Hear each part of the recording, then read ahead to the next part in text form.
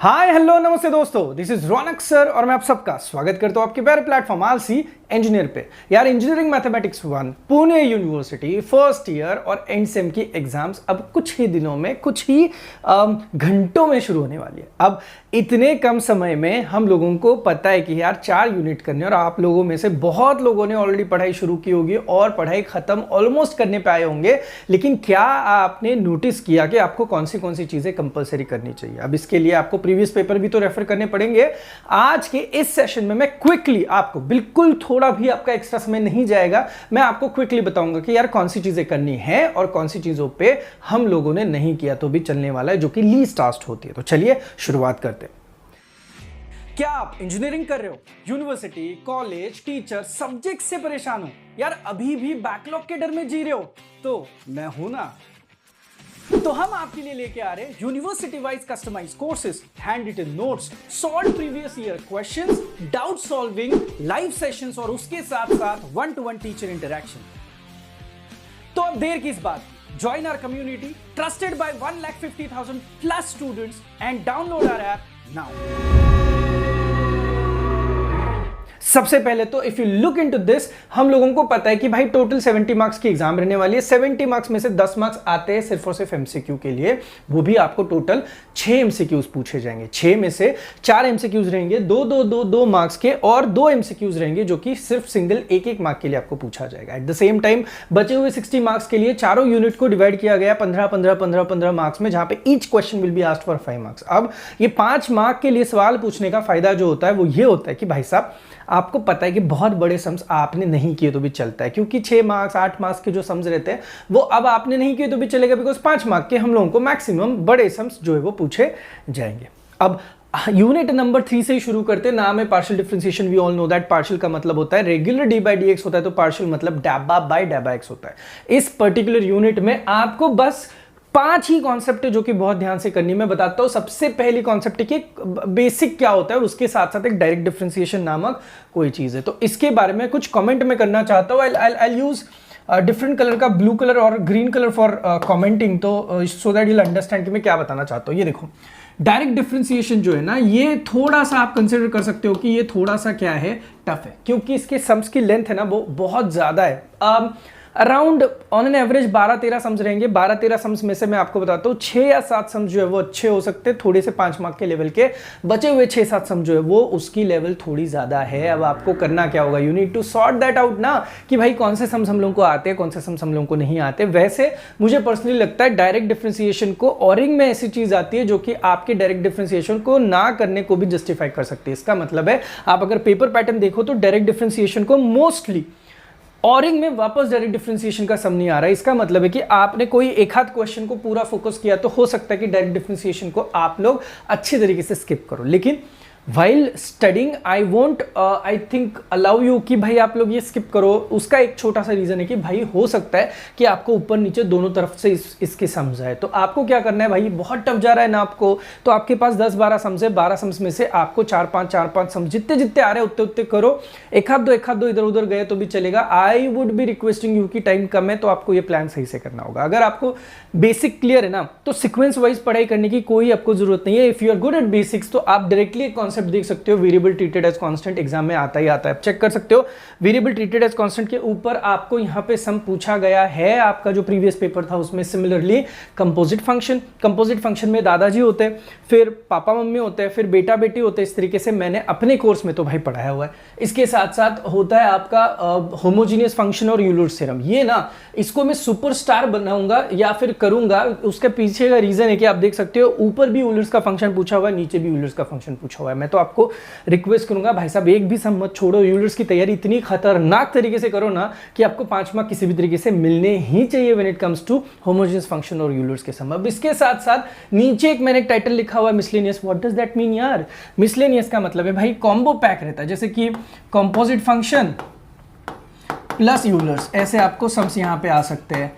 कभी कभार यहाँ पे आपको वो PQRST वाले भी सम आ सकते हैं, राइट। अब ये PQRST कहाँ पे यूज होता है? इंप्लिसिट फंक्शंस में यूज होता है। तो भाई मिसलेनियस का मतलब ये होता है, मैं आपको बता दूं, अगर आप ये चीजें ढंग से करोगे तो मिसलेनियस के 2-3 ही सम्स है जहां पे आप लोगों को बहुत तरीके से पढ़ाई करनी पड़ेगी। अब आपका ये बड़ा सवाल रहेगा, सर इतनी बकवास कर रहे हो, हमें बताइए हम लोग पढ़ाई कहां से करें। भाई आपके पास नंबर 1 टेक्स्ट बुक होगी, नंबर 2 कॉलेज के टीचर्स ने आपको नोट्स दिए होंगे, अगर आपने क्लासेस लगाए होंगे तो क्लासेस के नोट्स रहेंगे, नहीं भी होगा तो आपके पास यूट्यूब का ऑप्शन है। भाई ऑलमोस्ट ना आपका जो एनसेम का जो सिलेबस है उसमें से काफी सारी चीजें जो है वो इंडियाज बिगेस्ट मैथमेटिक्स सीरीज में मैंने कवर करने की कोशिश की, पूरा नहीं कर पाया। रीजन है उसके पीछे कि भाई रिस्पॉन्स ही नहीं था, बच्चे देख ही नहीं रहे थे, बच्चे को शायद मेरा सिखाना या फिर मेरी स्ट्रैटेजी पसंद नहीं आ रही है, आई डोंट नो, बट फिर भी मैंने कोशिश की कि भाई अभी भी आपके सामने आऊँ। और उसके साथ साथ अब सबसे कम समय में आपके पास होगा क्यूरेटेड कोर्स, जो कि ऑलरेडी आप पहले प्रोमो देख चुके हो। यू ऑल नो दैट कि सारे के सारे कॉन्सेप्ट अलॉन्ग विद जितने न्यूमेरिकल हम लोगों को रिक्वायर्ड है, आपको उसके बाहर ना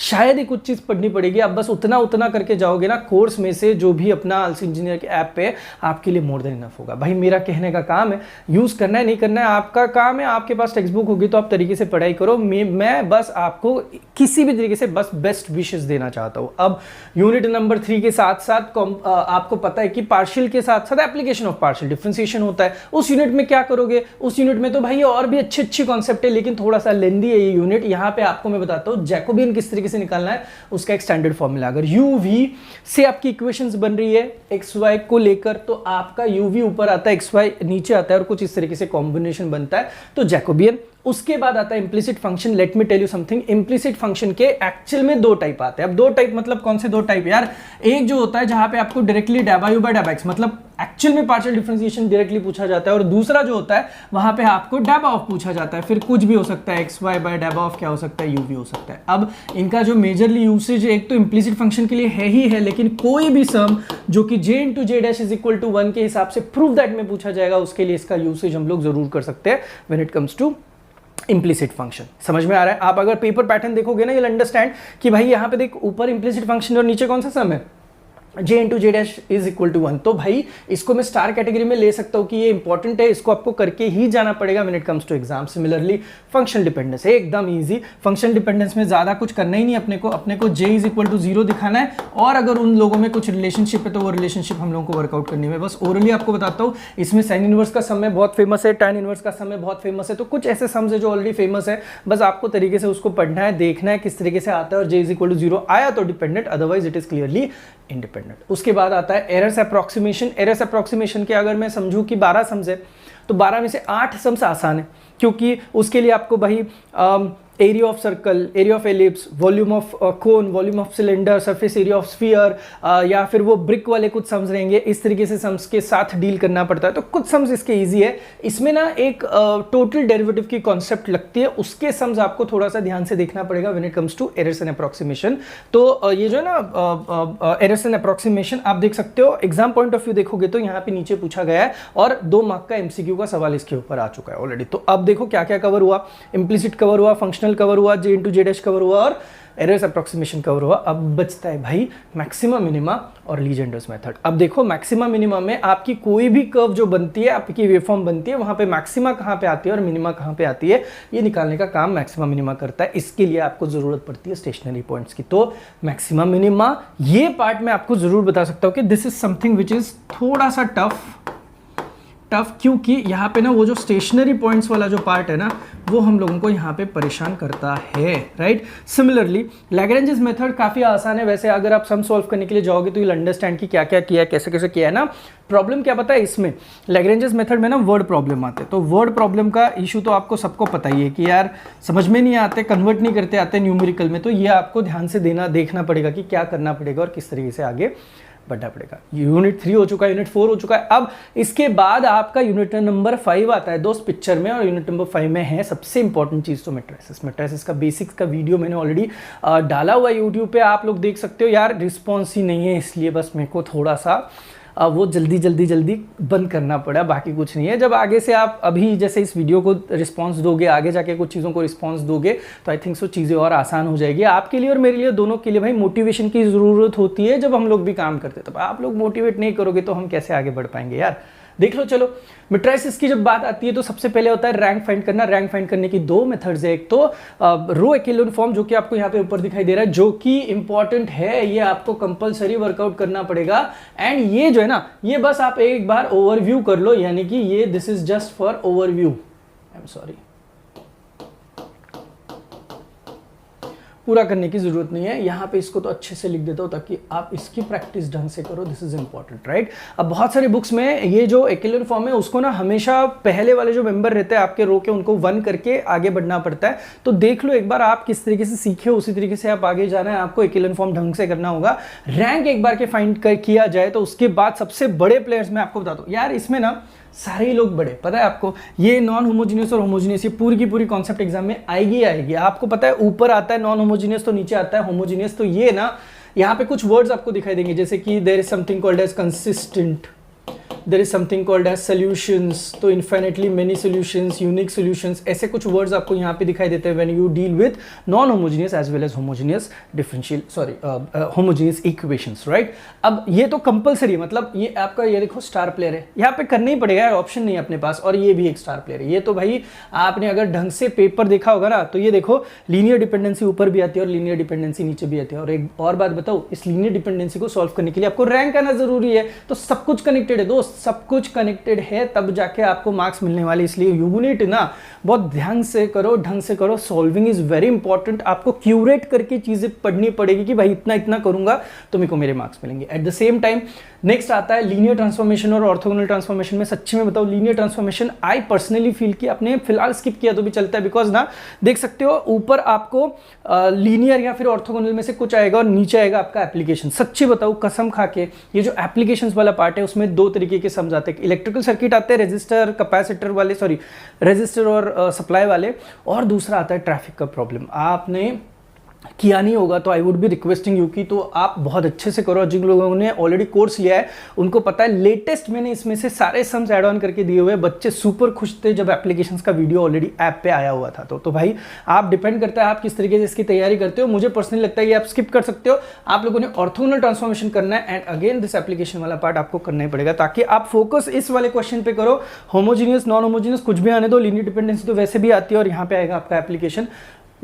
थ्रू इट आपको पूरे के पूरे 15, और ऊपर देखो यहाँ पे 3 मार्क के एमसीक्यू पूछे हुए, 1 और 2। आप देख सकते हो कभी कभार एमसीक्यू में क्या क्या आ सकता है, रैंक फाइंड करना आ सकता है, कंसिस्टेंसी के ऊपर सवाल पूछे जा सकते हैं। तो बहुत जरूरी है कि यू शुड अंडरस्टैंड कि सारे के सारे एमसीक्यू जो होते हैं वो कॉन्सेप्ट बेस्ड होंगे। एट द सेम टाइम इसके बाद लास्ट वाला यूनिट जहां पे बस 4 ही चीजें करनी है, 4 बस 4 चीजें, जिसमें से सबसे बड़ा प्लेयर मैं बताऊंगा कि आपको यहाँ पे 2 प्लेयर्स, मतलब ना आप बीमार हो, इतनी हालत खराब है कि दूसरे दिन पेपर है और आपको पता नहीं अब इतने कम समय में क्या पढ़ूं, तो ऐसी सिचुएशंस आने के बावजूद आप कुछ भी हो, कितने भी बीमार हो, अगर पेपर दे रहे हो तो ये 2 चीजें तो जरूर करके जाओ, eigen value and eigen vector. और मैं आपको बता दूं, अबे लेटेस्ट मैंने आइगन वैल्यू आइगन वेक्टर का वीडियो डाला है, उसको भी रिस्पॉन्स नहीं, मतलब इतना आईएमपी वीडियो है, मैंने पूरा वीडियो डाला है 38 मिनट्स का, 39 मिनट्स का, बट यार बच्चे पढ़ ही नहीं रहे। अब मुझे समझ में नहीं आ रहा है कि एक तो बहुत सारे लोग, आप लोग पहले से प्रो हो जिस वजह से आपको पहले से सब कुछ आता होगा, बट आई डोंट नो, मैंने तो भाई वीडियो पूरा का पूरा डाला आइगन वैल्यू आइगन वेक्टर्स किस तरीके से फाइंड किए जाते हैं। क्योंकि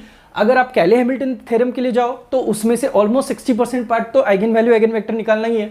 आप डायगोनलाइजेशन के लिए जाओ तो उसमें से ऑलमोस्ट 60 to 70% पार्ट में आपको क्या फाइंड करना पड़ता है, आइगन वैल्यूज ही फाइंड करनी पड़ती है। आप क्वाड्रेटिक टू कैनोनिकल फॉर्म में जाओ, वहां पे भी इट इज वेरी इंपॉर्टेंट कि आपको आइगन वैल्यू आइगन वेक्टर्स की जानकारी हो। अब आपको बता दूं, इतनी 4 चीजें एग्जाम में कैसे पूछी है, आइगन वैल्यू को आइगन वैल्यू ऑरिंग, कैले हैमिल्टन को कैले हैमिल्टन ऑरिंग, भाई और क्या चाहिए आपको, ये देखो डायगोनलाइजेशन को ऑरिंग कौन है, क्वाड्रेटिक ऑब्लिक कैनोनिकल फॉर्म या फिर क्वाड्रेटिक से कैनोनिकल, इसको सम ऑफ स्क्वायर वाला फॉर्म भी बोलते हैं कैनोनिकल फॉर्म को। इसमें से 2 टाइप है मोस्टली, ये वाला टाइप जो है ना, ये वाला आसान है and this type is little bit tough. तो आप क्या कर सकते हो, आप सेफर साइड अगर आपको जाना है, समय कम है, तो आप सिर्फ और सिर्फ इसका कॉन्ग्रुएंट वाला पार्ट करके जाइएगा। तो भाई यूनिट 3, 4, 5, 6 मेरे को जितना बताना था मैंने आपको क्विक रिवीजन के हिसाब से बता दिया कि भाई इतना इतना आपको करके जाना है, बाकी तो आपकी मर्जी है।